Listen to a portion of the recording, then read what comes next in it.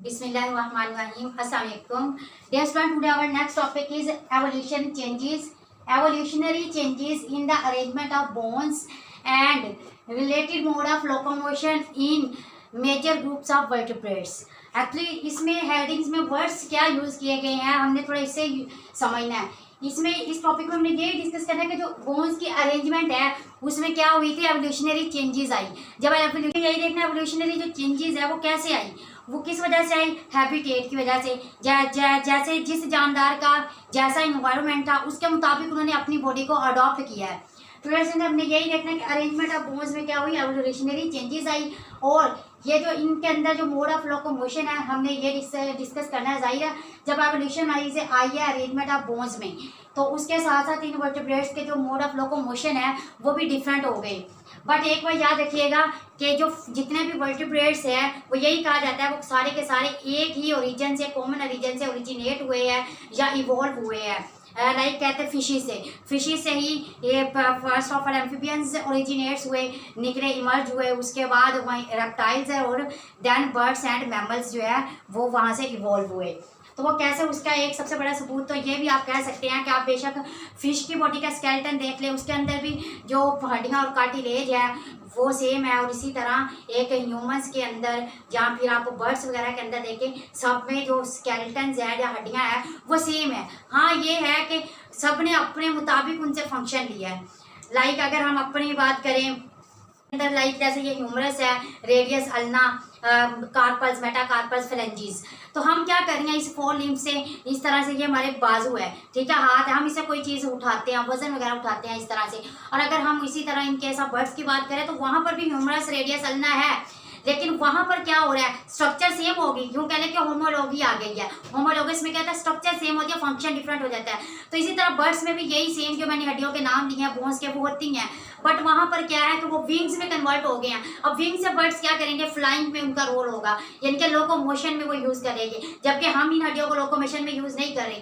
तो ये structure same है लेकिन फंक्शन डिफरेंट है। बट इससे ये साबित होता है कि इनका ओरिजिन जो कॉमन ओरिजिन है या एवोल्यूशनरी ओरिजिन जो है वो इनका सेम है, ये सेम एक जगह से इवॉल्व हुई हैं।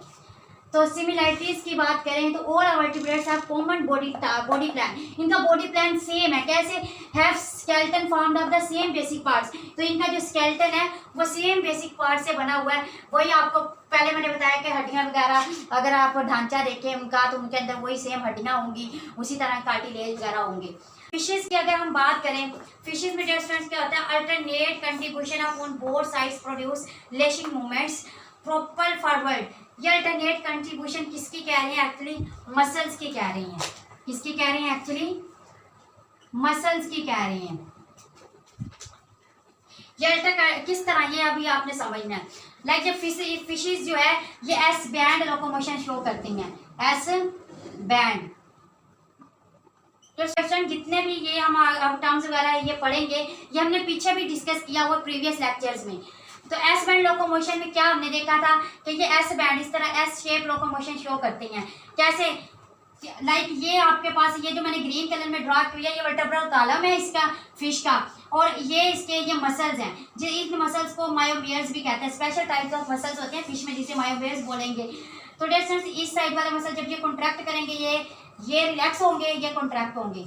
ये वाले क्या करेंगे, कॉन्ट्रैक्ट करेंगे, ये रिलैक्स करेंगे। इसी तरह इसके अपोजिट क्या होगा, ये रिलैक्स करेंगे, ये contract, relax contract, relax contract. या आप इस तरह रिलैक्स कॉन्ट्रैक्ट करेंगे तो इस तरह से लेशिंग मूवमेंट्स भी इसे बोलेंगे, लहराते हुए लेशिंग मूवमेंट्स कह लेंगे, एस बैंड मूवमेंट्स ये इस तरह से शो कर रही होती है। तो इस तरह की मोशन ज़्यादातर कहाँ पे देखी गई है, कार्टिलेजिनियस फिशेज में, यानी कि डॉग फिश और शार्क्स में। कार्टिलेजिनियस फिश मतलब इसके अंदर कार्टिलेज होता है, ये एज कम्पेयर टू बोन ये इलास्टिक होता है, बोन्स सख्त होती हैं, टफ होती हैं, जिसकी वजह से उसके अंदर इस तरह से बेंडिंग वगैरह नहीं हो रही होती, इलास्टिसिटी नहीं होती। जबकि इसके अंदर कार्टिलेजिनियस जो फिशेज होंगी इनके अंदर इलास्टिसिटी ज़्यादा होगी मसल्स की, जिसकी वजह से ज़्यादा ये तेज़ी से मूव कर सकते हैं एस बैंड मूवमेंट बनाते हुए। नेक्स्ट हमारे पास amphibians and reptiles. Amphibians and reptiles की बात करें तो ये एस रिगल लोकोमोशन शो करते हैं। एस रिगल कैसे? एम्फीबियंस में आपने अक्सर देखा होगा ये बैली के अपनी बैली पे मूवमेंट करते हैं। इससे ये भी पता चल रहा है कि ये फिश से इवॉल्व हुआ है। कैसे? फिश ये है, ये अपनी बैली यानी कि अपने पेट के बल चलती थी, अपनी बैली के अपने पेट पे ये ऐसे चल रही है। तो सेम इसी तरह एस रिगल मूवमेंट में भी क्या होगा, ये अपनी बैली के थ्रू क्या करेंगे, इस तरह लोकोमोशन करेंगे बैली के थ्रू। तो ये जो एस रिगल लोकोमोशन है ये बैली के थ्रू होती है। यहाँ पर नाम क्यों इस तरह चेंज कर लिया कि यहाँ पर ये स्विमिंग हो रही थी वाटर में, यहाँ पर आप यूँ पहले के स्विमिंग हो ना लैंड, लैंड पे पेट के बल चलना ऑर्गेनिजम्स का क्या कहलाता है, एस रिगल लोकोमोशन। तो नेक्स्ट है 4 फुटी टेट्रापोड्स वर्टिब्रेट्स। जब स्टूडेंट्स पहले तो ये बैली के थ्रू ही मूव करे, तो उसके साथ साथ ऐसा ऐसा इसके अंदर एवोल्यूशंस आई या लेग्स बननी स्टार्ट हुई। तो नेक्स्ट फिर ये इसको इस वजह से कहा जा रहा है टेट्रापोड्स। टेट्रापोड्स कहते हैं 4 टांगों वाले। 4 फुटी वर्टिब्रेट्स अगर हम यहाँ पर देखें छिपकली को, लिजर्ड को देखें, लाइक ये हमारे पास क्या है, लिजर्ड है, लिजर्ड। जैसे लिजर्ड की अगर आप देखें, ये देखें 4 लेग्स है इसकी, 4 लेग्स है, इस वजह से ये टेट्रापोड्स है। अब 4 लेग्स आप यहाँ पर एक और भी देखें कि इसकी जो 4 लेग्स है ये बॉडी से ही निकली हुई है, एक्सटेंड हुई है, बॉडी के नीचे से नहीं हुई, बॉडी के साइडों से निकली है। ये देखिए बॉडी के साइडों से निकली और ये सारी की सारी देखो लोकोमोशन में रोल परफॉर्म कर रही है। ये हमारी तरह नहीं है जैसे हम चलते हैं, हमारे ये हो रहा है कि ये जो 4 ये वाली जो 4 लिम्स हैं ये हम लोग लोकोमोशन में यूज़ नहीं करते। हमारी जो हाई लिम्स है उसे हम लोकोमोशन में यूज़ कर रही हैं, जबकि यहाँ पर ऐसा नहीं है। क्यों? तो उसकी वजह भी ये है कि हमारी जो बॉडी के नीचे से हाई लिम्स निकल रही है, जिसकी वजह से हम 2 टांगों पे चल सकते हैं। अगर इधर देखें इसकी बॉडी के नीचे से नहीं निकल रही, बॉडी की साइडों से 4 की 4 लेग्स निकल रही हैं, जो कि सारी की सारी किस्में रोल परफॉर्म कर रही है लोकोमोशन में।